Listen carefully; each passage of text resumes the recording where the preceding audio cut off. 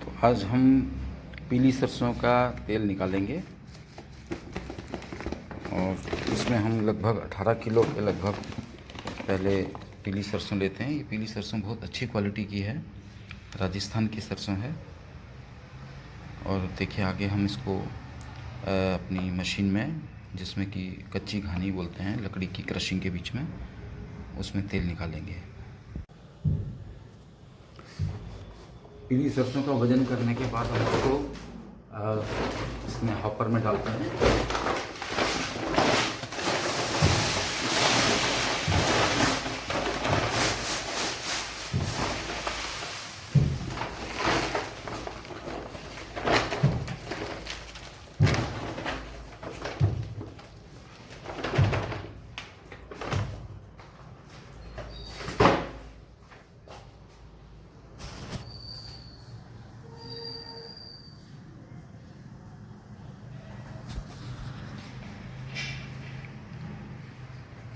तब हम इसको शुरू करते हैं।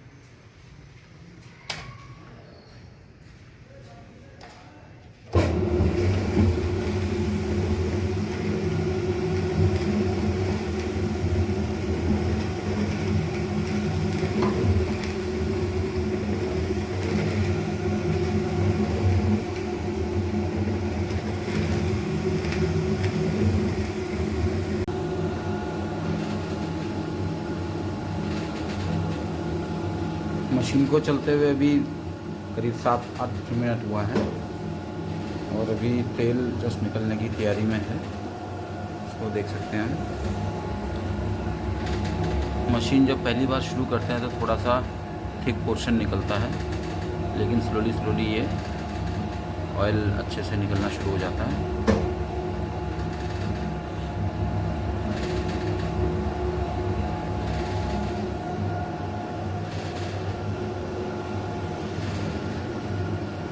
पीली सरसों का तेल खाने के लिए तो इस्तेमाल होता ही है बहुत अच्छे तरीके से, बहुत नॉर्थ इंडिया में स्पेशली।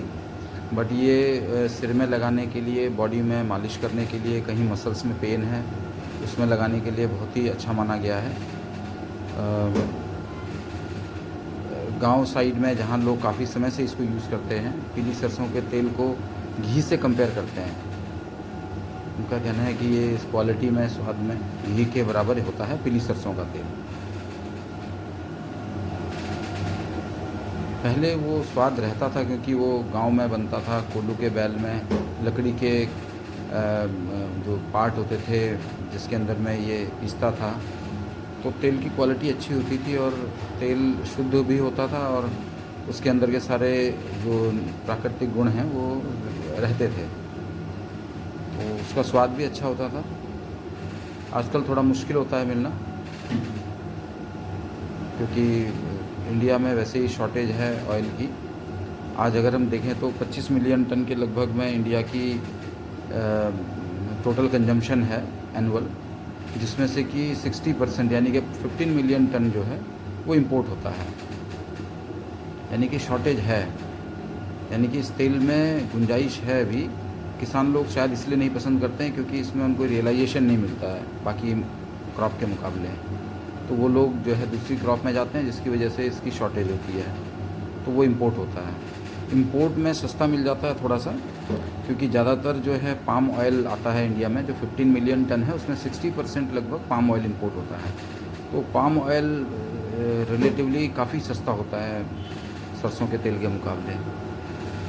तो लोग उसको इसमें मिलाते हैं, जो कंपनी है वो अलाउड है, कोई ऐसा गैरकानूनी नहीं है, लेकिन कहीं ना कहीं वो उसकी क्वालिटी को डाउन तो करता ही है, जो एक्चुअल क्वालिटी है।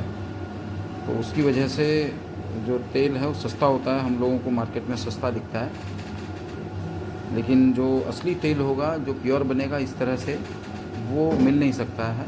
अगर थोड़ी भी मैथ्स हम लगाएंगे तो जो रॉ मटेरियल का प्राइस है और जो इसका आउटपुट होता है, उसको अगर कैलकुलेट करेंगे तो वो उस रेट में मिल नहीं सकता है। लेकिन क्योंकि हम काफ़ी डेकेड से, कहूँगा मैं दशक से, हम लोग उस तरह का तेल इस्तेमाल कर रहे हैं, तो हमको प्योर तेल की जो डेफिनेशन है वो हमको मालूम भी नहीं है होता कैसा है प्योर तेल ज़्यादातर लोगों को। हालांकि धीरे धीरे नॉर्थ इंडिया में भी ये पॉपुलर हो रहा है, साउथ में हो चुका है और साउथ में काफ़ी लोग प्योर की तरफ जा चुके हैं ऑलरेडी, बट धीरे धीरे इस तरफ भी आ रहा है। हमने भी उसी दिशा में एक शुरुआत की है और हम लोग भी समझाने की कोशिश कर रहे हैं लोगों को कि अच्छी क्वालिटी का तेल कैसा होता है, कैसे निकलता है।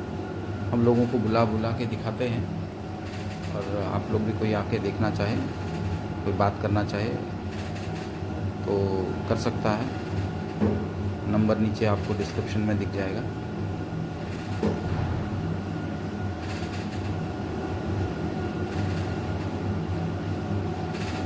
आज की डेट में कहना कि ये कि हमारा प्योर है, ये सभी लोग कह सकते हैं, जो बनाते हैं वो भी और जो नहीं बनाते हैं वो भी।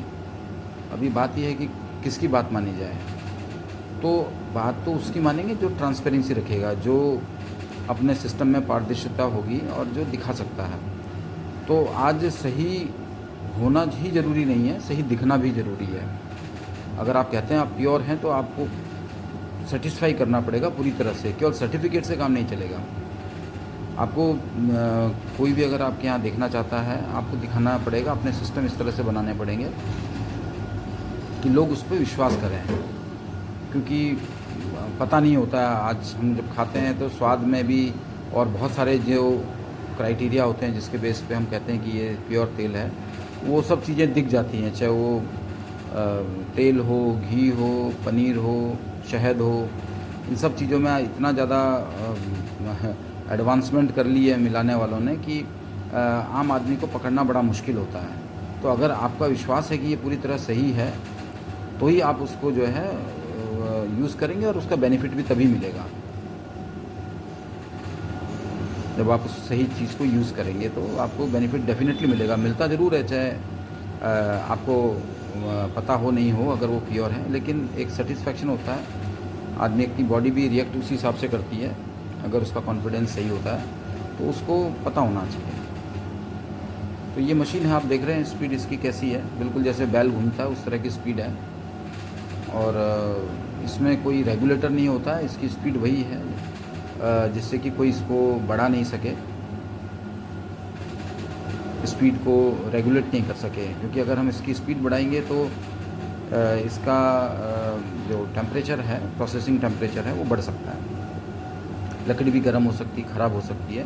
हालांकि लकड़ी जो है एक इंसुलेटर है, इसका टेम्परेचर बढ़ता नहीं है, ये रखती नहीं है इनफैक्ट अपने पास गर्मी को, तो ये पास ऑन नहीं करती है सीट के पास, सीट को भी। जैसे कि लोहे के अगर ये पार्ट्स अगर होते तो ये गर्म हो जाते हैं लोहे के पार्ट्स, और वो फिर पास ऑन करते हैं, जिससे कि इसकी जो क्वालिटी है वो ख़राब हो जाती है। तो इसमें कोई रेगुलेटर नहीं है, इसकी स्पीड ऐसे ही चलती रहेगी। और जो इसका टेम्परेचर है बिल्कुल रूम टेम्परेचर रहेगा, जो भी चल रहा होगा। एट द मोस्ट ये 35-40 डिग्री तक जाता है। जबकि और किसी भी तरह के जो सिस्टम से ऑयल निकालते हैं, चाहे वो एक्सपेलर हो, उसमें भी क्योंकि आयरन के पार्ट्स के बीच में क्रशिंग होती है हाई स्पीड के ऊपर में, तो उसका टेम्परेचर काफ़ी बढ़ जाता है, 90 डिग्री से ऊपर हो जाता है, 90 से 120 डिपेंडिंग अपॉन कितने बार आप उसको चला रहे हैं। और जो रिफाइंड ऑयल होता है उसका तो बात कर नहीं सकते, वो तो ऑलमोस्ट बॉयल होता है, 200 डिग्री से भी ऊपर टेम्परेचर जाता है प्रोसेस में, 2-3 बार में वो लंबा प्रोसेस होता है।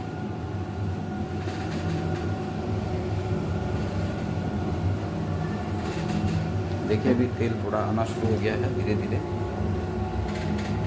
ये प्योर है एकदम, इसमें कुछ काम नहीं है, ये सीधे सीधे इधर से आएगा। और इसमें थोड़ा थोड़ा पानी मिलाते हैं क्योंकि ऑयल को सीड से अलग करने के लिए इसमें पानी डालना थोड़ा ज़रूरी होता है।